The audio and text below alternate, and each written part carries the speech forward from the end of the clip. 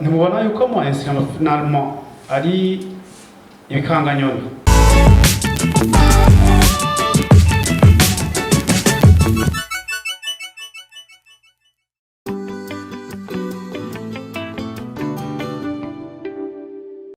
Ishirahamwe AJAP ririko riratanga inyigisho ku bamenyeshamakuru ku vyerekeye kugwanira agateka ka zina muntu kuva kuri uyu wa gatandatu gitugutu umwaka wa 2020. Kubwa Eric Nsengimana, umuyobozi w'ishirahamwe AJAP, uruhara rw'abamenyeshamakuru ntasubirizwa mu guharanira agateka ka muntu. Interano y'abamenyeshamakuru mu bijanye n'agateka ka zina muntu n'intangere cyane ku bamenyeshamakuru, kandi nkuko mubizi umwuga w'abamenyeshamakuru ni vyiza ko ukogwa hisunzwe amategeko, kuko nkuko mubizi bahuza leta bagahuza n'abanyagihugu bagatanga inkuru ziba ziriko zirabera ahatandukanye kandi ku mwanya. Birasaba rero ko izo nkuru zitangwa hisunzwe amategeko kugira ngo ntihagire umwe ahohoterwa wavuzwe canke uwundi bigakogwa hatisunzwe amategeko.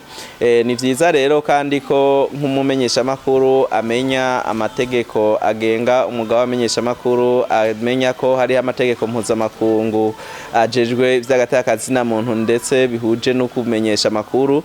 Ni vyiza rero ko twe twiyumviriye ko abamenyeshamakuru bashoboye kumenya ayo mategeko mpuzamakungu, bakamenya amategeko y'akarere, bakamenya amategeko y'igihugu agenga umwuga w'abamenyeshamakuru, bofasha cyane mu kumenyesha inkuru zijanye n'ivy'iterambere. Ni gake tubona amamedia canke abamenyeshamakuru bigishwa ibijanye n'agateka ka zina muntu. Twebwe rero nk'ishirahamwe gishinze guhindura ingendo, ni vyiza twahisemwo ko twokwigisha abamenyeshamakuru ko keshi barafata amasanamu y'abandi mugabo ntibigera bigishwa.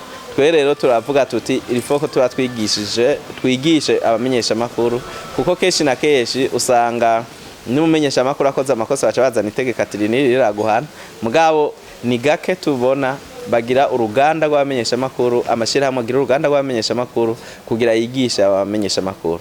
Muri urwo ruganda ruzomara iminsi 3, abamenyeshamakuru n'abanditsi bazokwigishwa ku vyerekeye amategeko mpuzamakungu nayo mu gihugu yerekeye gukingira agateka ka zina muntu, ivyerekeye amabwirizwa n'amategeko agenga zina muntu, n'ingene abamenyeshamakuru bokorera hamwe bakongera bagakorana n'inzego zitandukanye kugira ngo bakingira agateka ka muntu.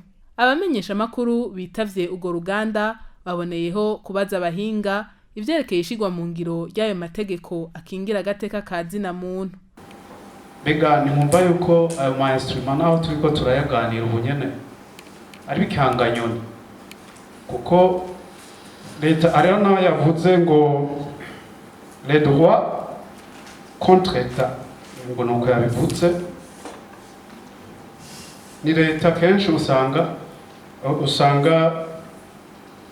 ibangamira kenshi agateka ka zina muntu, akaba ariyo iyo habaye kure kubangamira agateka ka muntu ari itegerezwa nyene kuja kwitwara.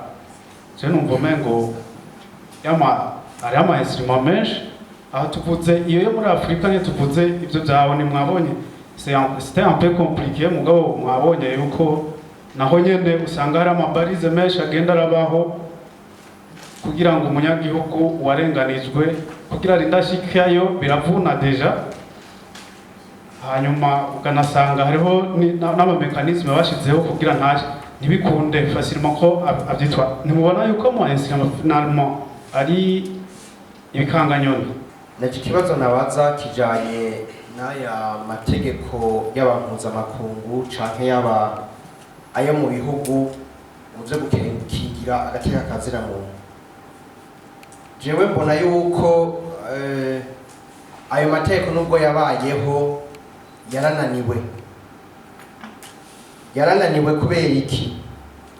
Nka Déclaration universelle des droits de l'homme signée en 1948, inyuma yaho harabaye amabi adasanzwe, colonisation yarabandanije, abanyagihugu bamwe barabadeporte, hariho n'abagiye baravuka bavyawe na les anciens colons babatwara mu marero y'imfuvyi, bamwe n'ubu nko mu Bubirigi bakiri benshi apatride ata nationalité bafise kandi ivyo uretse uko hari amarevendication muri parlement y'Ububirigi ntibarabarokonesa ngo babahe nationalité ayo n'ubu abataza babavyaye batazi niyo bavuye nko mu bihugu byakoronijwe n'Ubufaransa muri Afrique de l'Ouest centrale harabaye amabi menshi adasanzwe kandi ico gihe iyo Déclaration universelle des droits de l'homme yarariho ya Déclaration mu Bufaransa yo muri 1700 yari ihari bijya vya Déclaration américaine des droits de l'homme byari bihari gushika no munsi les noirs urazi ukuntu bari traité kandi izo nsima zose zirahari jewe rero kubganje mbona yuko birakwiye yuko ayo mateka asubira kigwa kuko ivyo vya mateka arahari mugabo ngaco simbona ico yamaze muri rusange nubwo habaye amavansa amwe mu duce tumwe mugihe ibibazo byagumye nta n'umunsi bikihari mbega ntimubona ko bikwiye yuko ayo mateka yosubigwamo hakaba signature ya Déclaration universelle des droits de l'homme gushasha tukayimvira gushasha hanyuma bakaraba ivyabananiye les défis hanyuma bigakorerwa kugira ngo aba amategeko koko aje ngaho akubahirizwa ntibibe ibikanganyoni nkuko umugenzi agerageje kubivuga. Kuri ivyo bibazo umuhinga akongera akaba n'umwigisha muri kaminuza Ciza Donatien arishura. Bavuze ivya esclavagisme baravuga ivya colonialisme mugabo ko ino munsi hoba hariho iyindi forme de domination. Nimwe twababwira ibi bihugu bikomeye bifise pouvoir se ni jambo kwisi kandi murazi nawe wengira nimba ufise umukozi burya abakozi benshi muhira baridogera bakoresha ko babarengera kandi wasanga ari ivyo wewe wasanga bijya wanka ko bakugirira ku kazi wewe ushitse muhira ari ivyo ukorera umuboyi. Bref umuntu afise pouvoir ku wundi iratujura tendance anabize kandi l'homme uko aremwe ni nka kujya ko mu bikoko mubona esprit de domination kiremwa ku kindi turayifise aho abantu babiri bari haba hari umwe agomba kudomina uwundi rero nabo bantu bona batudomina c'est naturel pour les humains. Mais il y a les droits de l'homme qui viennent quand même comme le rempart pour protéger tout le monde. Oya na leta nahi kurenganya nayo ni bibizi ko iriki ikora amakosa. Kandi ni manza zikereta yoburanywa ngo itsinde. Mu manza nyinshi hafi ijana uzosanga izirenga 60% leta itsindwa. Kandi niba bayibeshe biri mu makosa. Ko nta muntu agenda kwitwara leta. Byo byose abarireze quelque part. Yarenganijwe n'ubundi muntu akorera leta. Pour dire que même si le colonialisme a été aboli, l'esclavagisme même, les nouvelles relations semblent être des relations d'exploitation. Aussi, une nouvelle d'exploitation de l'homme par l'homme. Ukachuvuga uti uwundi yaciye avuga ngo Jeremy ngo nibikanganyoni amategeko umenye